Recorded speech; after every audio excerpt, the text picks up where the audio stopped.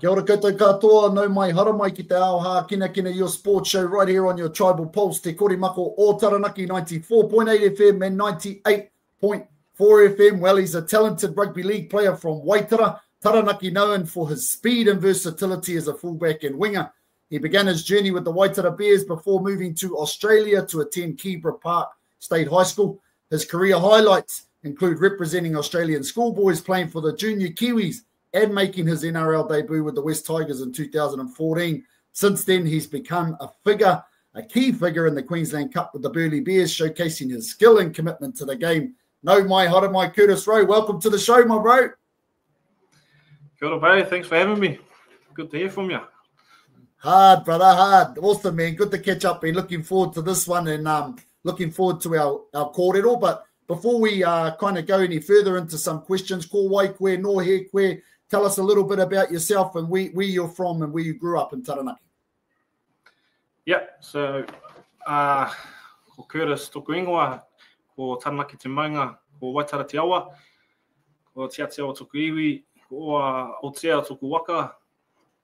Just a little bit about me, bro. Yeah, I grew up in Waitara from the age of till I was 15. Attended Waitara Central Primary School. Did my 2 years at Manukurihi Intermediate, and then I did another 1.5 years at New Plymouth Boys High. Yeah, bro, just about me. I'm a proud Taranaki boy, and yeah. Awesome, brother. Awesome. Now, brought up in Waitara. Tell us a little bit about your upbringing in Waitara. It's a pretty staunch community. Everyone's very tight, very sporting community. Tell us a little bit about your journey in Waitara as a young fella. Yeah, bro, I think I had the best upbringing in Waitara.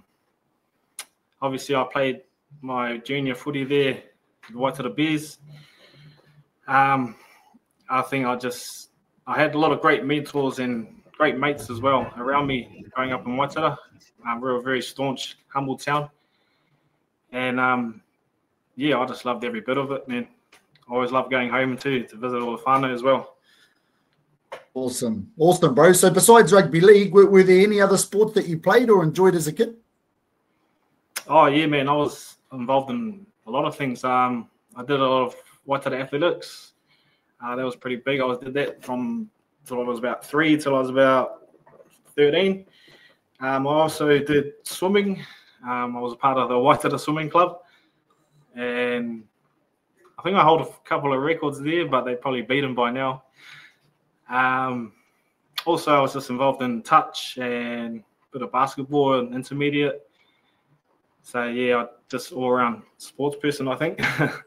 Jack of all trades, Jack of all trades. What was it that what drew you to rugby league and made you want to kind of pursue it seriously? That was a hard one. I was playing both codes, rugby union and rugby league, growing up. I was playing rugby union for Clifton and league for Waitara Bears, but I sort of came to a crossroad when I hit about 13, 14 years old. I sort of had to choose one and take that path, and that was pretty difficult, but I always had that passion for league a bit more. I don't know why, but I think I had enjoyed watching the Warriors and the Kiwis.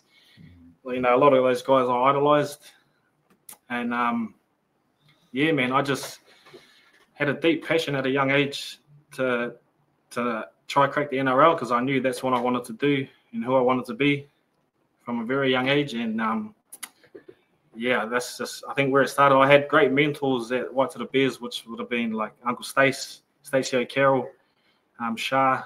I think those two installed a lot of belief in myself, and yeah, that self-belief, it just skyrocketed thanks to those two. Awesome. Now, you know, I know how much the Waitara Bear Club kind of means to you, but tell us why it means so much. Why does it mean so much?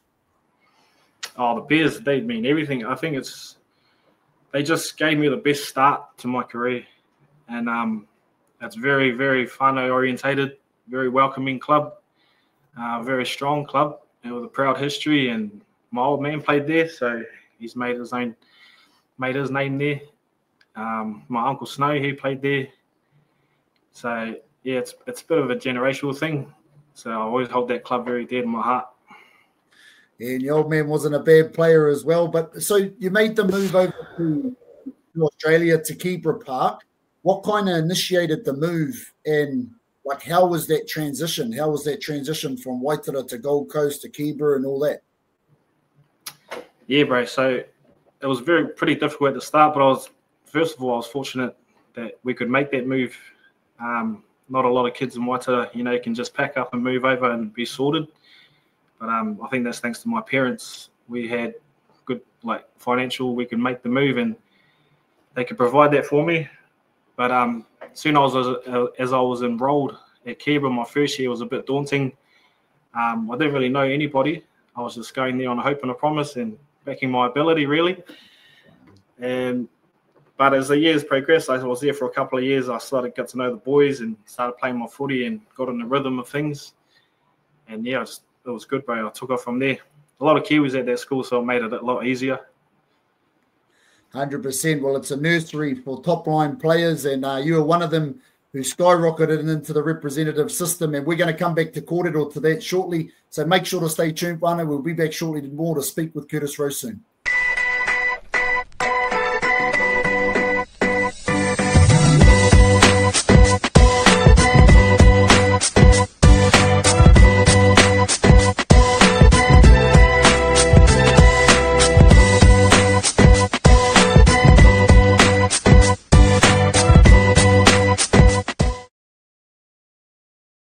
Kia ora koutou, welcome back to Te Ao Hākinakina, your sports show right here on your Tribal Pulse, Te Kore Mako 94.8 FM and 98.4 FM. Well, we're here with Kurtis Rowe. We're having an awesome kōrero about his journey, coming from the small town of Waitara, heading over to the Gold Coast. Now, once you got over to the Gold Coast, went to Keebra, things started to open up for you.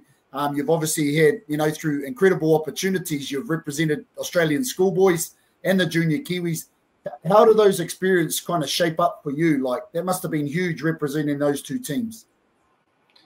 Yeah, bro, definitely. Making the Australian Schoolboys side, that was huge for myself. I think that installed a lot of confidence. I started to think, I can really crack this NRL thing just from making that side, because it wasn't easy to make. And I think it just came down to a lot of hard work, man. At Keebra, it's tough. They train us hard there. And, I just put my head down, bum up, and started reaping the rewards when I got to about 16, 17, making the Australian side. And then, a couple of years on there, I made the Junior Kiwis, which to me, that was the pinnacle for me, wearing that black and white, bro. So it's a different feeling when you represent your country. You start reminiscing, where you came from and how hard it took to get there. But that was probably the highlight of my career, wearing that black and white jersey. Wow, and you're alongside some great players as well. And as you mentioned, making that Australian Schoolboys is no easy feat. That's a hard gig to get. So kudos to you, my man. Now, what was it like stepping onto the field for your first NRL game for the West Tigers? Because things kind of shifted quite quickly. Next minute, you're on the big stage, running out for the West Tigers. What was that like? Yeah, that was awesome. I remember just getting told the news, the week before, and I didn't know what to say. I was just speechless, bro. When our coach, Michael Potter, at the time, bring me in his office and told me the good news, and my guts dropped. I was just so excited, and it was awesome, man. Best feeling I've ever felt. Just a feeling that I've made it. I've reached my goal. But then, come game day, we played the Cowboys. I think it was round 7 or something at Campbelltown Stadium. And that was cool, man. That was awesome. JT and Brett Tate, all those boys were playing for Cowboys. So I think I was just wasn't trying to do too much. I just wanted to do my role, get through the game, no errors. And bro, that was awesome. Wicked, awesome. Well, you went on to have an awesome NRL career, but also you had your challenges along the way. Every athlete faces hurdles. What have been some of your biggest challenges and that you've had to kind of overcome? Through my career, I've been pretty fortunate. I haven't had many injuries in my career. I've only had, I I've had like a broken eye socket. That's about it. That put me out for a bit. But I think a tough part was when I had to part the West Tigers, and I was sort of, my time was up there. They sort of want to move a different direction rather than re-sign. So I think the hard part was coming back to the Gold Coast and trying to start my career again. And sort of had a bit of feeling with the Titans there. They were sort of watching me for a bit. And I ended up at Burleigh Bears, the feeder club.